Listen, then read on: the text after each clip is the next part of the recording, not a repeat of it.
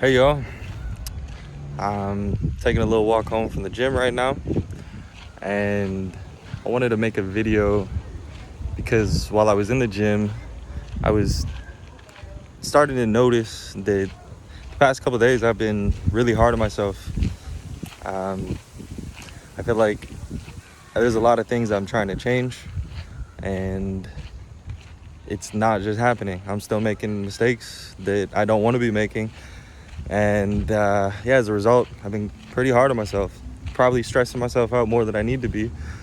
And I feel like that's a common problem that we all go through. I know it's definitely not just me. So it got me to thinking about certain things that I usually think about that help me get through it. Because when we're trying to change, we're trying to make ourselves better.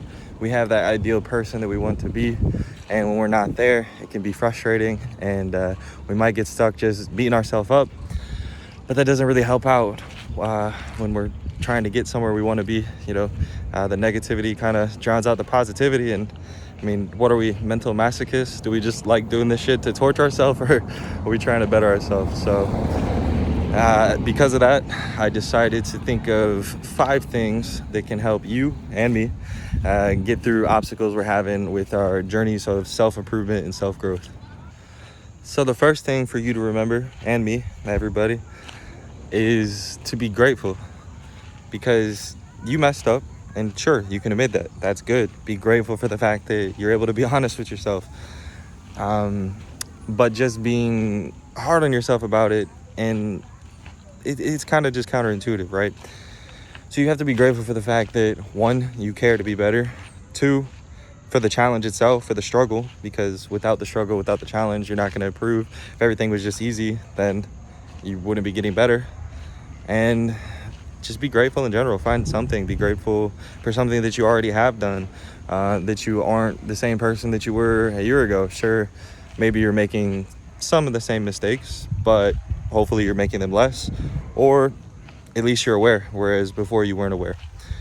When you're able to be grateful for these things, it still can suck. It still can be just as difficult, but it doesn't have to be so negative. It doesn't have to be so draining. Now, this second thing is great for everybody who might still be on the fence about being grateful for challenge or struggle. And it comes from a quote from Marcus Aurelius, and that is, "The impediment to action advances action. What stands in the way becomes the way." Basically, what he's saying with that is that whatever's in the way is going to become the way. That's literally what he means. So if you're somebody who you want to be a better person, you want to be rich or have a family, whatever it may be, but something's in the way of that, whether it's your laziness or your addiction, and there's no way around that. So what becomes the way for you becoming what you want to be is getting through that, and the person that makes you. Most people, when they're faced with challenges or obstacles, they give up. But you go through them, and because of that, because of the things you face and the struggles of overcoming your obstacles, you become the better person. The third thing is probably a statement from popular psychology that we've all heard at this point, and that is to talk to yourself and treat yourself the way you would a friend or a family member. A lot of times we feel like we have to be super hard on ourselves, and because who else is going to hold us accountable, right? And while it's true, you do need to hold yourself accountable. Being negative and just telling yourself that you're messing up, or how bad you are, it's not helping you. That's not encouraging you to want to be better. And there's research that actually shows that people who do use the method of talking to themselves like a friend, they have decreased levels of depression, decreased levels of anxiety, just overall better mood. So who wouldn't want that? The next time that you're tripping about something you didn't do, or something you did do that you shouldn't have, talk to yourself like a friend. And you don't have to talk out loud, but in your head, just be like, "Hey, you're good, man. You made a mistake. We all make mistakes. What can you do to make sure that mistake doesn't happen again?" You don't have to let yourself off of the hook. You can be real, like you messed up, but you don't gotta hate on yourself. So don't be a hater, be a friend. The fourth thing is that perfection in general, is poison. As human beings, we're inherently flawed. That's just the way it is. I know I have my flaws. I know you have your flaws. And trying to seek something that doesn't exist, like perfectionism, is going to leave us always feeling unhappy, which is counterintuitive. We're trying to be happy, yet we're chasing something that, or we're expecting something that makes us unhappy. So we just have to get over the fact that not everything has to be perfect, and that doesn't mean that we shouldn't do our best.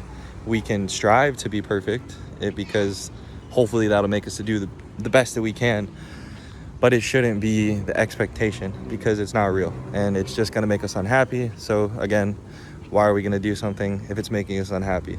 The point is to be better and to be happier. So don't chase perfection. It's not real. And I just messed up saying chase there, so that's just me proving my point that perfection is not something we need. I'm still doing okay. And my fifth and final point, the grand finale, is we want to use this energy that we have to propel ourselves forward.